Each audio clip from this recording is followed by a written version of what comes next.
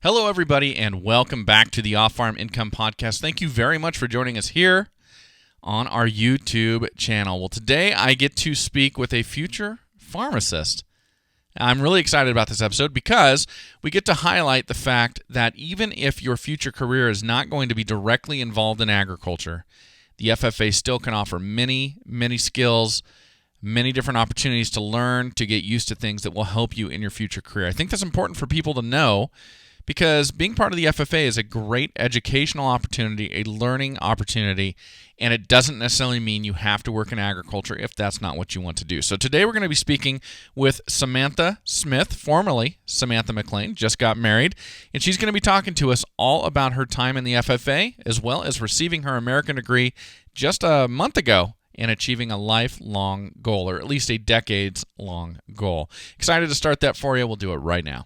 Joining me today is Samantha Smith, and Samantha is a former chapter president from Ripley High School in Ripley, West Virginia, and she is studying pharmacy technician at Ashworth College and just received her American degree this past November at the National FFA Convention. Plus, she's a newlywed. She's been married for 3 months now, or almost 3 months. So Samantha, welcome to the show. Thank you for coming on. Thank you for having me. Hey, you bet. I'm excited to speak with you and excited to learn more about your journey in the FFA and your life and get going. What I always like to do is start off by just asking you a few questions about you so our audience can kind of get to know who they're listening to. Is that okay? Yeah, that's perfectly fine. All right. Well, the first thing is congratulations on getting married. That's great. You're a newlywed. Thank you so much. It's been a great adventure. Well, good. I'm glad to hear that, and it should be. It should be an adventure, and it will continue to be. I will tell you right now. So yeah, that is awesome. And so as we're introducing you, for folks who may have known you with your maiden name, not with your married name, can introduce us to yourself that way. What is your maiden name? My maiden name is McLean. So I would have been Samantha McLean. Okay, so if I had interviewed you 3 months ago, you would have probably said, A, why are you calling me days before my wedding? And B, you would have said my name is Samantha McLean, soon to be Smith. Probably. Okay, well, very good. Well, so you're married now. Growing up, when you were at home, were you on a farm? Were you in town, or something kind of in between the two of those? Yes, I lived on a family farm, and I just moved once I got married. Yes, you did. Yes, you did. So what does your family do? What kind of farming was going on there at your home place?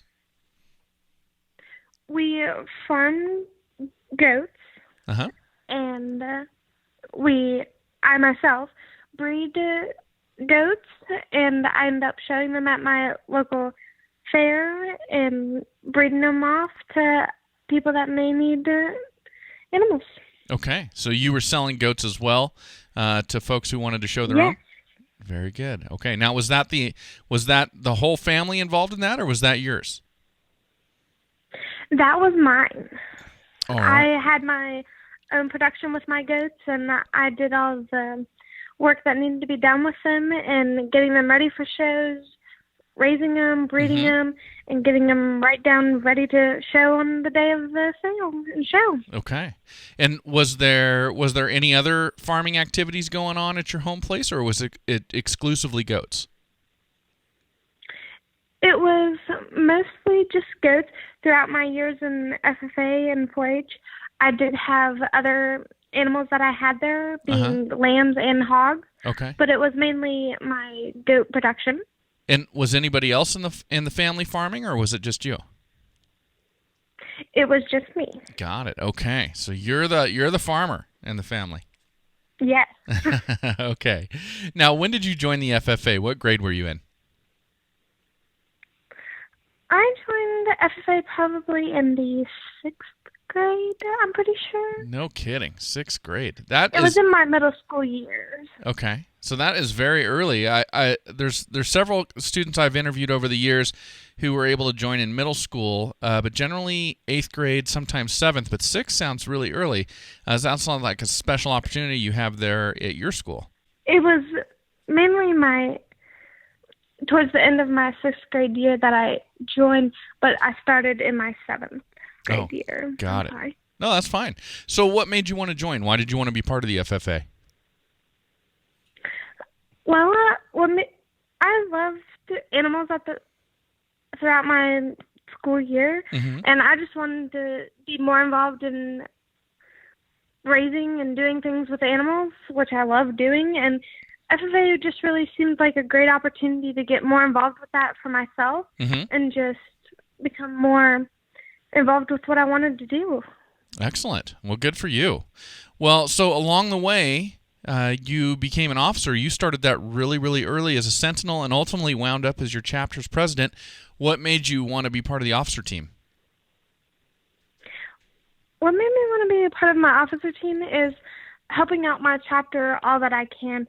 I wanted to be very involved in helping any member that I could pursue their goals in FFA and just watch them grow even as I did and just let them be whoever they can be in FFA. And it was a very great experience to watch them grow and become the people that they are. That is great. Well, good for you. I love the fact that you got involved and you wanted to make it a better chapter for the people who are going to be following in your footsteps.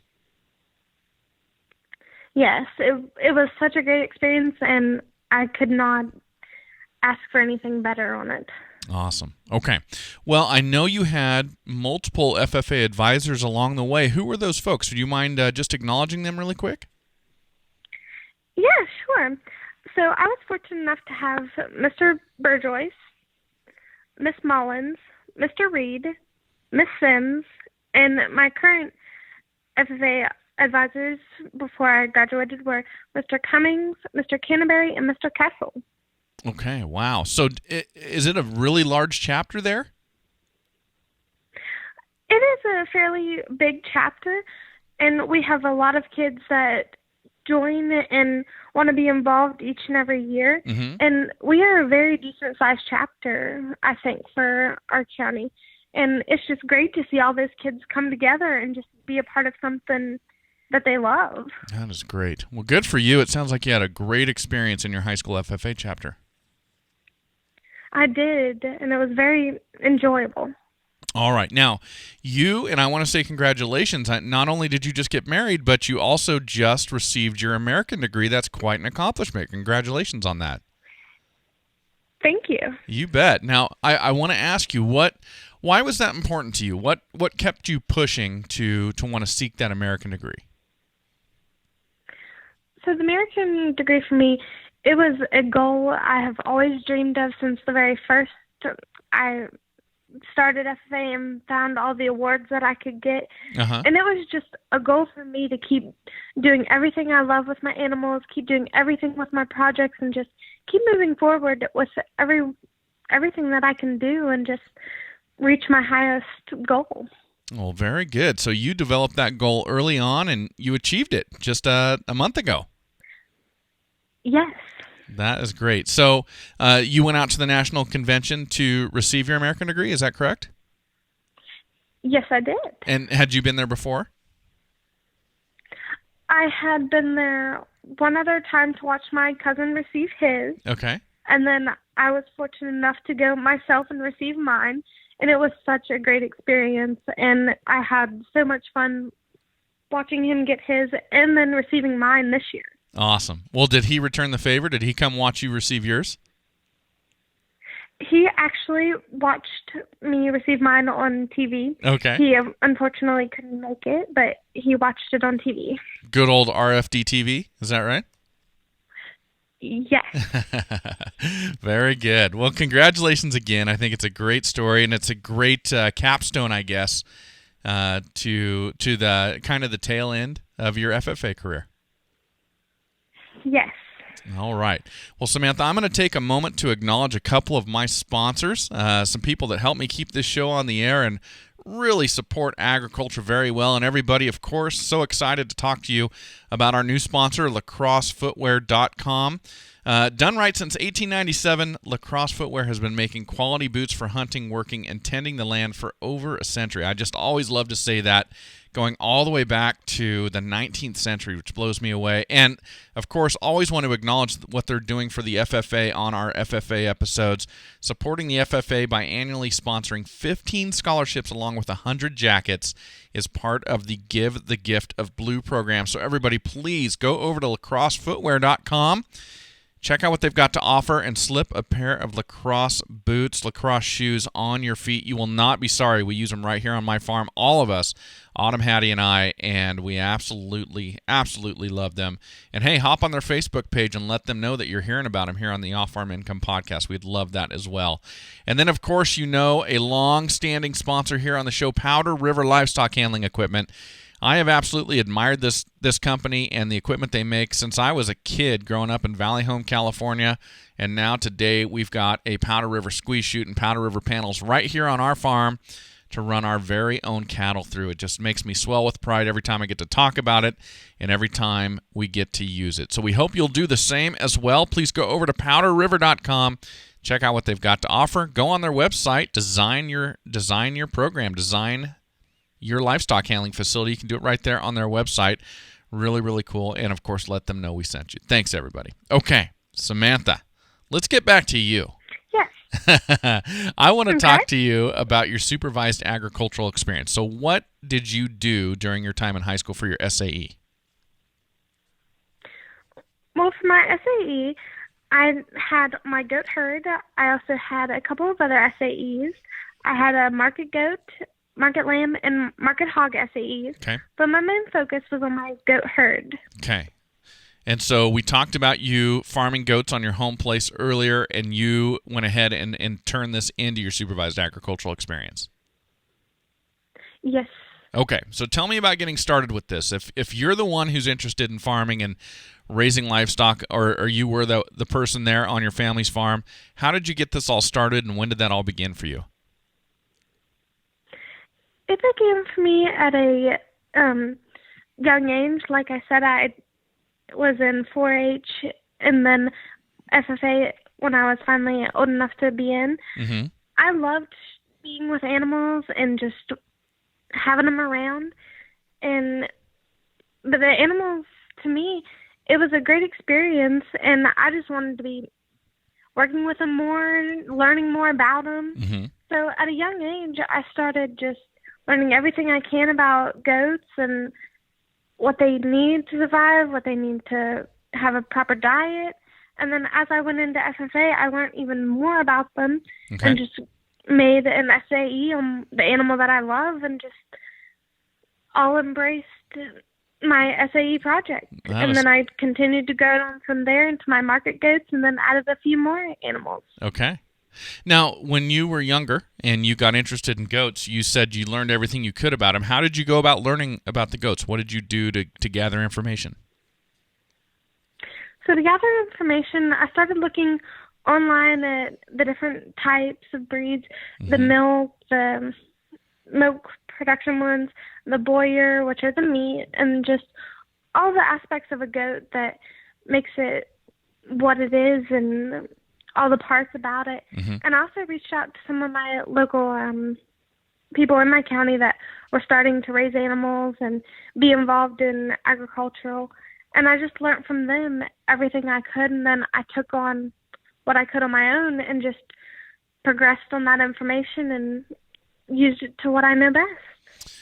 And then formed my SAE. All right. Well, what kind of goats did you ultimately decide to raise? A milk goat or a meat goat, and which breed?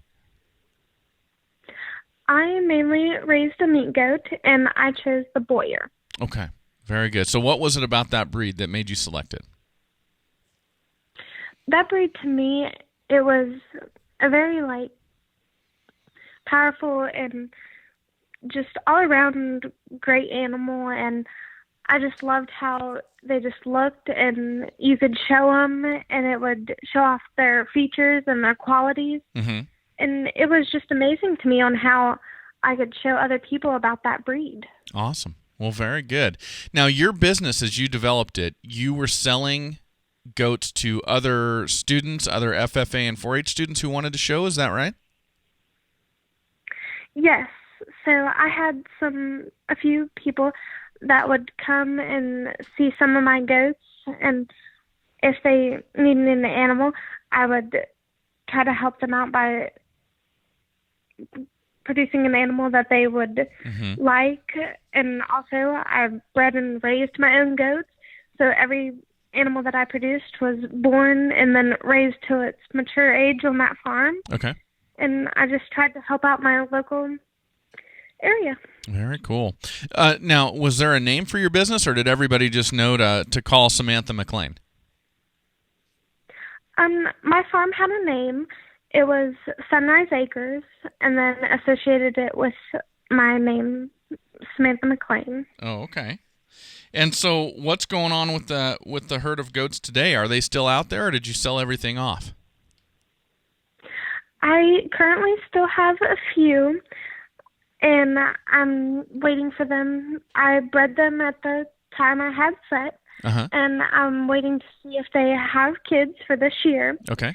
And then I'll probably take them to a local stock market and try to help out my area. Okay. Or I may just donate some to a certain cause. Right now, I'm just waiting to see when they produce their kids, and then probably go from there. Okay. All right. Well, that is great.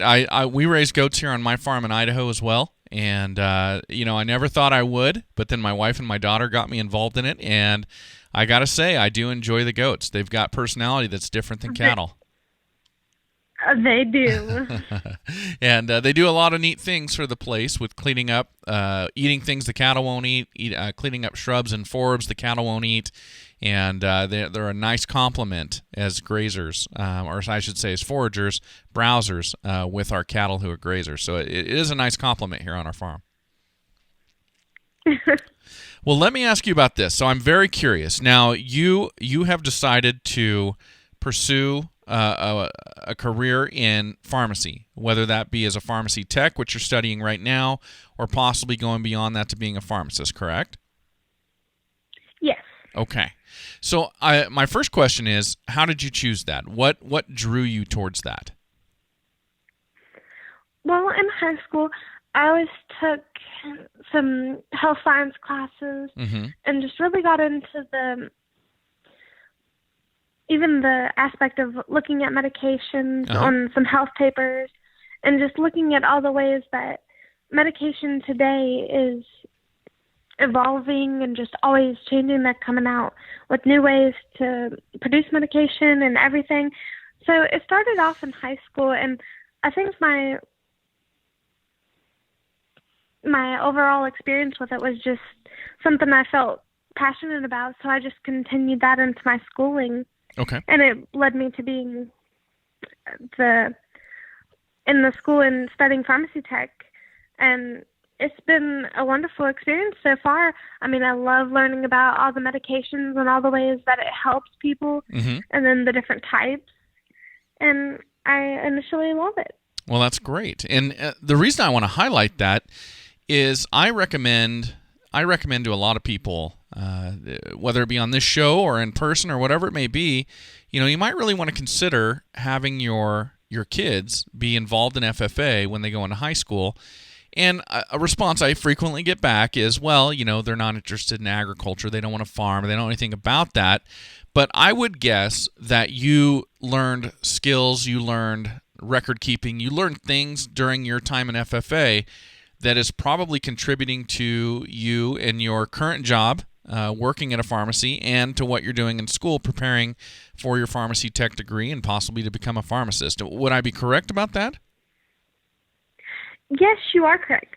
So in my experience of my schooling and in my job, I've noticed that a lot of the skills that I learned through 4-H and FFA, and mainly the ones in FFA of the record keeping with my record book and just knowing how to keep things in a list and ordered, and always knowing what I needed or what would better give me the chance to explain to some people, it has really helped me in my job and my schooling to better myself and to better my knowledge on my schooling. Yeah. And it's been amazing on how I can apply it to so many different things. Yeah, I would think, and that's what I always tell people is, even if your son or your daughter doesn't eventually want to work in agriculture, they are going to learn different skills, public speaking, record keeping, running a meeting, things like that are going to be very, very important in whatever career path they choose. You don't have to push them into agriculture, but this organization and what they do are going to teach them some unbelievably valuable skills. And then selfishly on my part, if they don't know anything about ag, by the time they're done, they're going to know where their food comes from. And I think that's something that more Americans need to know. It is. Yeah, absolutely. Well, I'm really excited to speak with you with the fact that you are pursuing a career that we would not call necessarily agriculture, but you're able to reflect back on your time in the FFA and go, but look at all the things that I learned here in the FFA. They're going to help me in this career. I think it's a really important thing to share with people. I appreciate you doing that, Samantha. Thank you. You bet. Well, hey, this has been a pleasure. I want to ask you, and maybe I just did, but I'll do it a different way. But for another student who is thinking about whether or not to join the FFA, and maybe they're not agriculturally based, or maybe they're thinking about a career in the future where they're going, well, it's not farming, so maybe the FFA is not the right place for me. What advice would you have for them on maybe joining anyway and experiencing it? My advice to someone that's thinking about that, even if you don't think FFA would help you out, still try to join it. And you may be surprised. There are a lot of things that you wouldn't think necessarily that FFA relates to other things you might be involved or interested in. But in the long run, it helps you in so many different things, and it helps you set many goals and many accomplishments. And also, if you just love something or you're interested, you should just go for it, because you never know what many doors or many opportunities things can help you with. And FFA has a lot of opportunities and a lot of things that it can help you with in your life, whether agricultural or non. And I say just go for it and always try. You can never be disappointed.